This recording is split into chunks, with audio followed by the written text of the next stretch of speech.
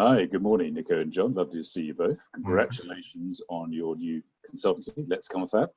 So tell me, how did it all come about, and what are your hopes for the business? Great. Yeah, thank you. I think it's Chris, you introduced John and I just before lockdown, and John and I are lucky enough to meet at the Ned for a drink, as I say, prior to lockdown, and we both share a real passion for food, beverage, and service. Both our backgrounds. I mean, I was with CH&CO for over 18 years. John had his foundation in his business, the Good Eating Company. We quickly realized that the experience we had gained in working in the industry and the experience we gained with clients and consultants in those businesses set a perfect foundation to start up a consultancy. So for us, it was really about how we use those skills and expertise to help clients. And one thing that John and I agreed very early on is, you know, we wanted to set something up that as a consultancy wasn't focused on tendering. It was really more focused on how we could help clients and their caterers or retailers and their customers build a long-term relationship that added value over a period of time, and really use our skills and expertise to help the clients get there. No, I understand that. And John, I know you've been a passionate believer that food makes a real difference for a lot of organisations, aren't you? And that was the ethos behind Good Eating. Yeah. And I assume that's what you want to bring to this consultancy as well. Yeah, definitely. I mean, this was the thing, going back to when Nico and I first met up, what struck me particularly was that although we came from different backgrounds, we agreed on so many different areas. And I think one of the fundamentals that made us really start thinking maybe there is something here is our joint experience of being in that situation where you've won the tender and it's gone through a consultant and the client's happy, but you're actually sitting there thinking, do you know what, this actually could have been done in a way that you would get a much better result for the client. And both of us experienced that, where as the contractor, you could quite often end up with your hand tied behind your back. Yeah, you love the contract, it's great, but the way it's been set up, actually, it's not going to deliver the best job that we all want to do. And I think that was one of the things for both of us that we felt, yeah, we want to change that. We want to somehow be able to sit down with the client, with the contractor, three of us sit down, what is the best? How are we going to get the best result for this contract and everybody working together on the same level? That for me, that was one of the fundamentals. No, look, I understand that. But as we come out of this period of time, obviously the landscape's going to change quite a lot, isn't it? And actually, it's going to bring new expertise to the fore, I'm assuming. People are going to need different levels of thinking, I think, for new solutions. As we come out. Sorry, after you. Yeah, I think for us, again, we feel we've got a blank sheet of paper. We understand the industry. We're looking at what's going on. And our thing, again, it's a bit in the name, sit down and have a conversation with the client. We will sit down with you and work out the best solution for your situation, what's actually happening now. Rather than saying, this is a prescription, you've got to do this, it's got to be like that. What we want to do is sit down with the client and tease out where really the fundamentals are and how to make it work, just the best way to make it work. So sitting down, having a conversation, open book, no rules, no old-fashioned ways of looking at things, no set ideas, just completely blank sheet of paper. Right, what's the right thing for this? I think, coming back to what John said about Confab, so if you look at Confab, defined in the Oxford Dictionary, it means an informal private discussion or conversation. And that, as John said, for us, that's really the basis of setting up this consultancy, is having a conversation with clients about their needs.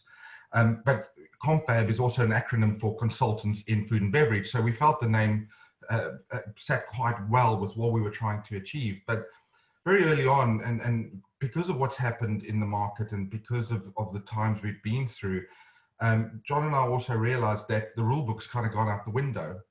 And what we want to ensure, and throughout my career, it was CH&CO, if a client came to us, a new client, and wanted to talk about their catering, many times we would tell them to get a consultant involved, because a consultant could bring a level playing field to the opportunity, could ensure that the information being put out was correct, and it gave everybody an equal chance to be successful with the contract. So for us, that relationship with consultants and how that works is something that we've got within our DNA already.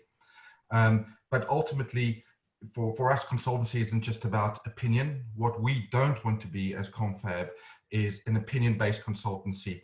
What we want to be is a sum of parts. So the way we've set Confab up is myself and John as consultant directors with associates, and those associates specialize in environment, food, comms, and we'll bring those together to help clients with every aspect of their service. We don't just form an opinion. We've developed some models which we feel is very, very important to our consultancy. Models, we've just developed what we call the Harris model. It's how you actually measure the efficiency of back of house against the menus that are being put together. And for us, it's about going back to clients with real analytics, real data and insight about what they currently have, and therefore forming a solution based on data and insight rather than just. That sounds very interesting. So tell me a bit more about the Harris model. The Harris model sort of came about because, Chris, you've known me for a long time, and when I'm looking at kitchens and food and the front and the people and how it all works, it's very instinctive. It's based on a lot of experience. And we sat down and went, well, yeah, but hold on, we need to turn this into a model, something that we can actually show from. And initially I was like, I'm not even sure how to do that. But we just talked about, okay, we look at this, I look at that, I look at it this way. And within quite a short period of time, we developed a plan that really does follow how I work normally quite instinctively. And it does mean that we can sit down with a client and say, okay, this is how we're going to examine your operation. We're going to look here, we're going to look there, we're going to look here. And in the center, we'll come up with a solution. So I'm not sure whether I'm that comfortable with the fact that it's now called the Harris plan, but it's sort of, with Nico really trying to extract out of my head, which is not the easiest thing in the world, how I operate and how I work. And I was quite impressed. I think clients don't just want an opinion. I think they want to know what experience you're going to bring. But if you can articulate it down on a plan or a piece of paper, they can look and go, oh, I get it. I understand how you're going to analyze my business. And I think we feel it's very important. Yeah, I think that's true. Look, we're going to face a challenging period of time. Venues, Nico, which is obviously one of your core areas, are probably going to face some of the most challenging. I think a lot of venues are not talking about really seeing business really rebuild to March next year. How do you see that whole sector changing now? What do you think they need to start thinking about now?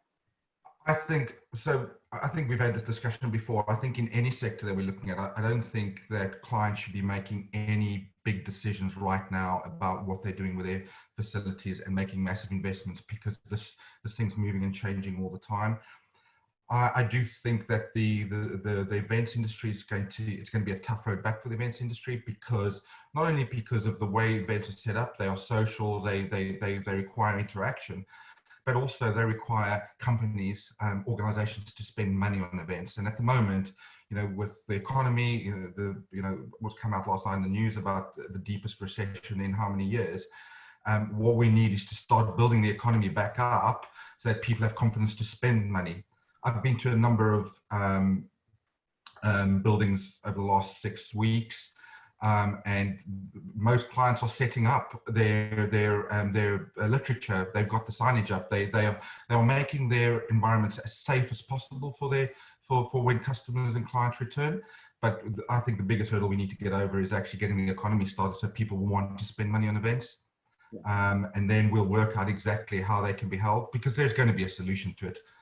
For sure. Yeah. No, look, absolutely. John, your thoughts? How's food going to be different as we come out of this? How are people going to look at food differently? I think people have spent a lot of time. I mean, you've had the sourdough at home explosion. Everybody I know, including my daughter, who doesn't cook at all, is now making sourdough crumpets for breakfast. I'm like, this is amazing. So I think everybody's looking at what they're eating, where it's coming from. I think that's becoming more and more important.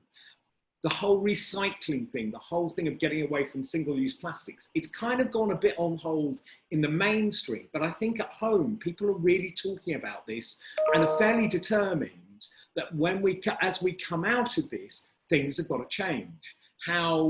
Where our food is coming from. I think inevitably there is going to be more and more local coming into this. Now that's, I think, because it's what people want.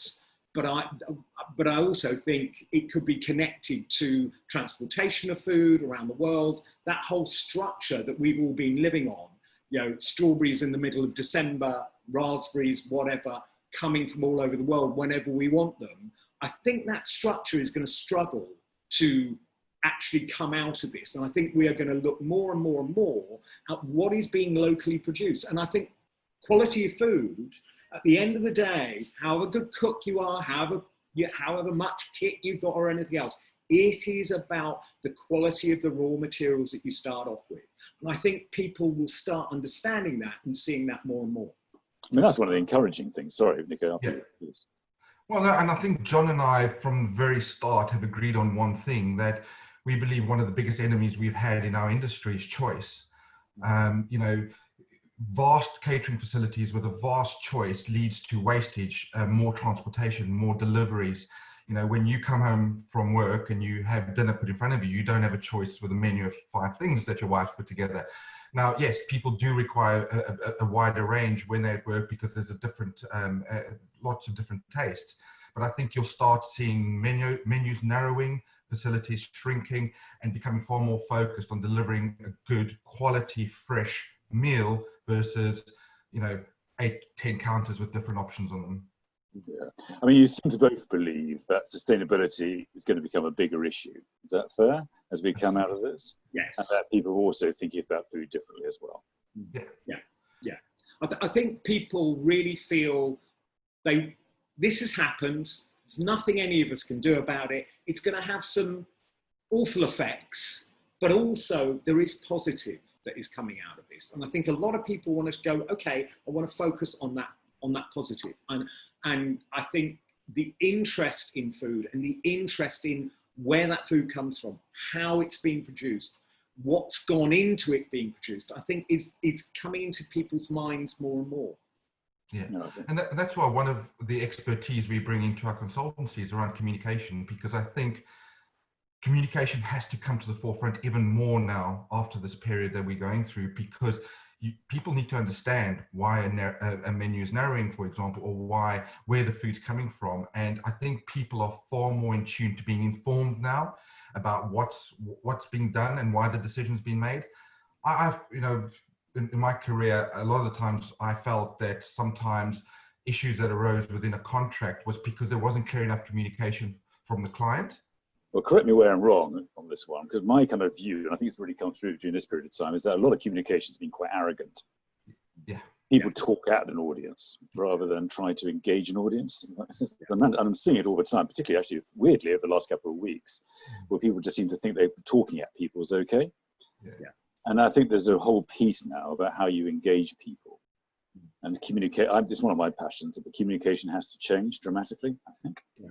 It has to be engaging, and it has to be very, very informative and factual, because people are, you know, we've been working at home, we've had time to get onto it and understand everything that's going on around us, and people know what's happening. So we can't mess around with communication. It has to be accurate, and I think it needs to be accurate from client side, from caterer side, and it needs to have the same message. It has to be interesting. Yeah, it has to be interesting. Well, it sounds silly, but the amount of things I see, which you just go, really? It is quite fascinating. Yeah, well, very early on in lockdown, I saw some communications from larger caterers where they were saying they had all the solutions, and I was thinking, well, hang on, you know, we don't even know where this thing's going to end up. How do you know what the solution is yet? And we don't know what the solution is. We're going to use tools and experience and expertise and models to help find a solution for a client that's unique to them around their situation, using comms, using environment, using John's expertise to come up with the right solution for them. Now, it sounds like with Let's Confab, you're bringing 2 skill sets together. One, you're talking about data and measurements and analytics, but you're both actually naturally creatives, aren't you? I mean, if I'm right, Nico, you studied photography at college or at school, and your background is very creative. And John is clearly, has obviously been regarded as one of the great foodies of the sector. So how are you disciplining yourselves to do all the analytics? Well, funny enough, my career started in photography, and it was food photography. So I've always had a passion for food, and I've always had a passion for service, and I believe taking things back to basics. I don't believe in overcomplicating things. So for me, yeah, that creativity is about actually just. I've always had an analytical mind, and if you get the basics right, I always used to draw this crazy model when I was selling, with the circle in the middle and these circles coming off it. And I said, unless you get the basics right consistently, you can't be creative, you can't be innovative. Let's get the basics right first, then go out and be creative and be innovative. I love an Excel spreadsheet because my analytical side wants to make sure that it works. I hate putting forward solutions that are maybe they'll work, maybe they won't. No, they've got to work. So I'm happy to attack an Excel spreadsheet. But I do feel for both of us, I'm very comfortable with the fact that Nico's approach is like this, because Chris, you know full well that my approach is like diving there. Oh, look at this, look at that. But Nico sort of comes back, okay, now how are you going to put that to the client? How are you going to put that on paper? How are you? And it's like, oh yeah, okay. But the thing is that combination of the skill set, and yes, Nico is creative, so he understands where I'm coming from. So it's not like I'm talking to an accountant, but it does give me a feeling of security knowing that Nico is going, okay, yeah, that's great, fine, but it's got to fit here, it's got to work there, it's got to work there. He kind of brings me down to earth a bit in a very positive way. So again, I think that is one of the main positives about us working together. We're a good fit. No, I understand that. John, how are you going to cope with obviously watching? I mean, you've loved getting into the kitchen and doing the hard hands-on piece. You're going to be taking a step back from that and watching others do it.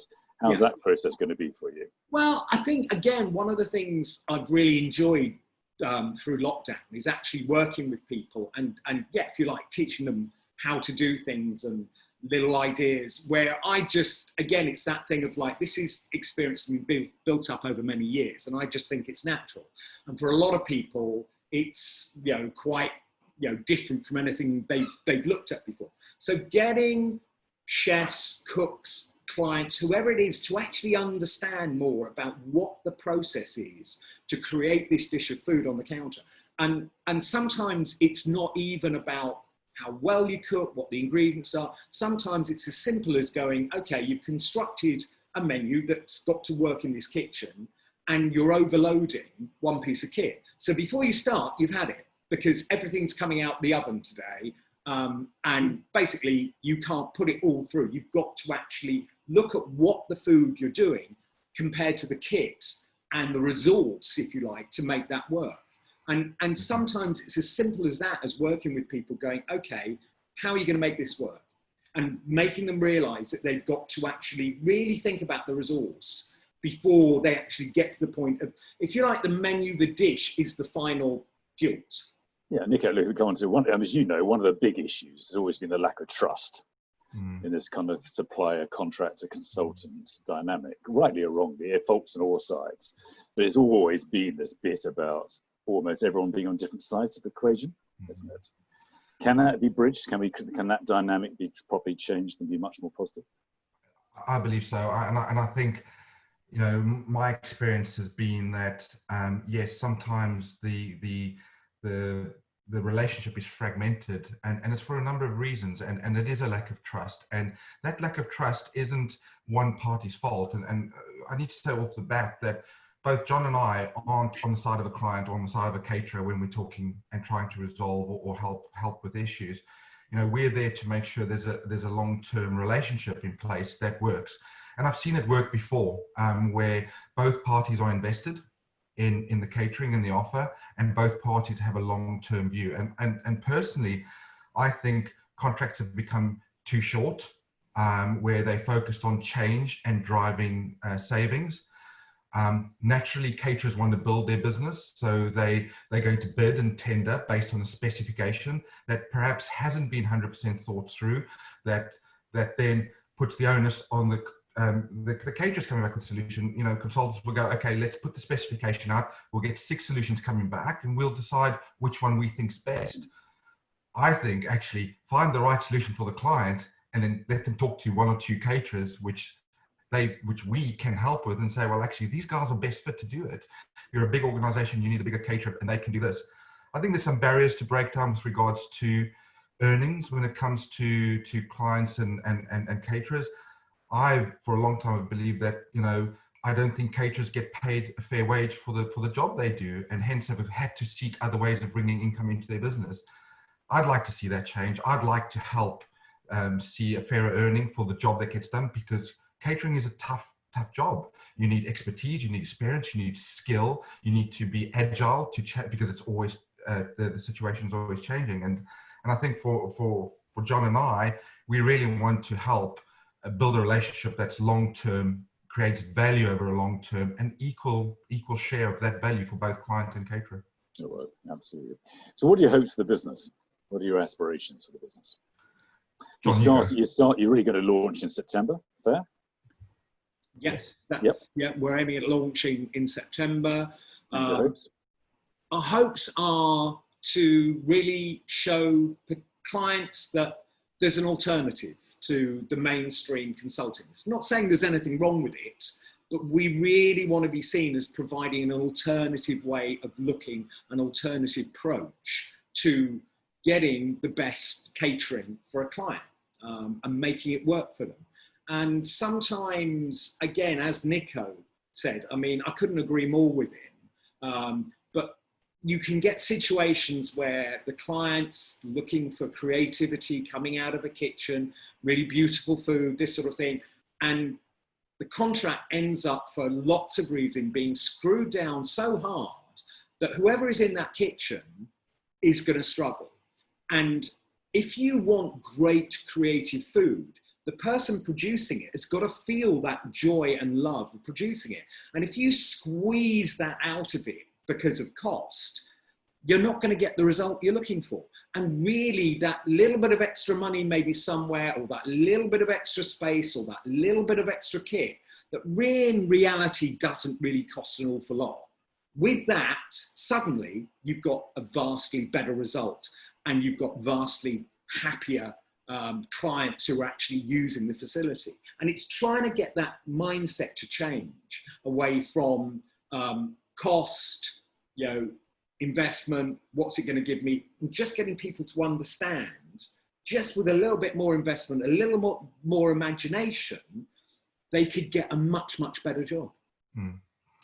Yeah, I think I couldn't agree more. And I think for John and I, when we've spoken about what does the future hold for Confab, I think for us, it's about, you know, starting to make contact with the people we know within the industry. You know, not that we haven't been through this time, but really just start to have conversations and letting those clients or caterers understand what we do, how we do it, so that as things change, we can sit down with them, have a confab, talk to them about their issues, and start to build the business. Long term, you know, next year we want to see some success in the business as far as gaining clients and making sure we're driving the business forward, and really just push on from there, and you know, bring in, you know, we also talk about bringing in more associates, because at the end of the day, we want to provide an all-round solution for clients. If somebody needs a comms marketing solution, if somebody needs, you know, kitchen solution, you know, commercial solution, environmental solution, you know, talk about Claire Garcia, who has vast experience in helping with create different environments for food and service. You know, we want to be able to bring all those skills and develop the business so it becomes a larger organization that can help a client with their total. Now, you've both been out of the sector for obviously a few months now. How have you changed during this period? How's your thinking changed? Having the rest and time for you to reflect. I think for me, it's coming back to basics again, and it's coming back to the basics in food and what people want to eat, and just getting more time to actually pull back and just look at what's happening within our industry, but looking again at what people really want to eat. And I think, you know, the whole Michelin system and understanding about 3-star food and this sort of great, and it's got its position, but getting people to understand that that's not day-to-day food. And day-to-day food, that thing that you eat at home for dinner or at lunchtime in a restaurant, can be just as good and just as great, if you like, as any 3-star Michelin plate of food. It's just different. And I think people are really beginning to realize that now, and they're seeing it. Yeah, you see it through street food, particularly around London. That's the big moving beast that's really changing all the time, and new ideas are coming through, but you're seeing it in all sorts of directions. And I think people have had the time to listen to that and feel it, and starting to cook again at home and starting to get more interested in the basics of food. So for me, I would say, from summing it up, it's going back to basics, back to understanding. Nico? Yeah, I think, you know, for me, I came out of the industry having just taken a step back for a few months, and took a lot of time to reflect on what I'd learned, what my experiences were.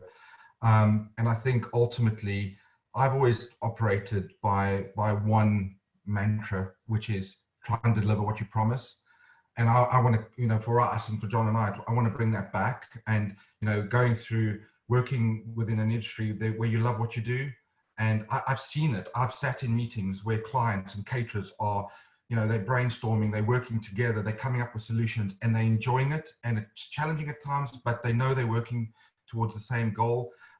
The caterers trying to deliver what they promised, the clients trying to help, the clients delivering what they promised.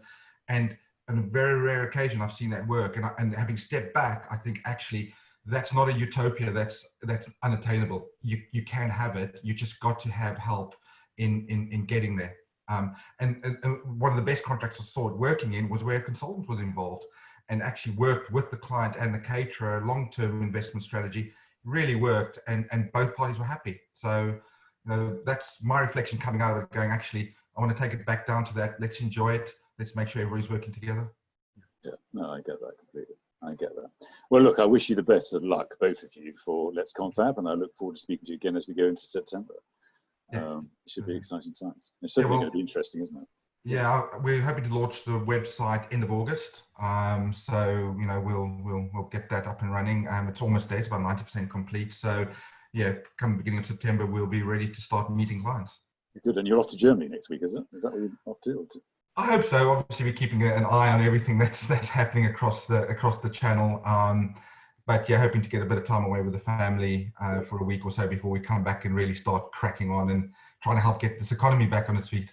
Absolutely, there's a lot of work for us all to do. Absolutely. Well done, and thank you very much indeed. Thank you. Thanks a lot, Chris. Thanks for giving us the chance to talk to you about what we're aiming at. Look, I think it's exciting. Pleasure. Thank you.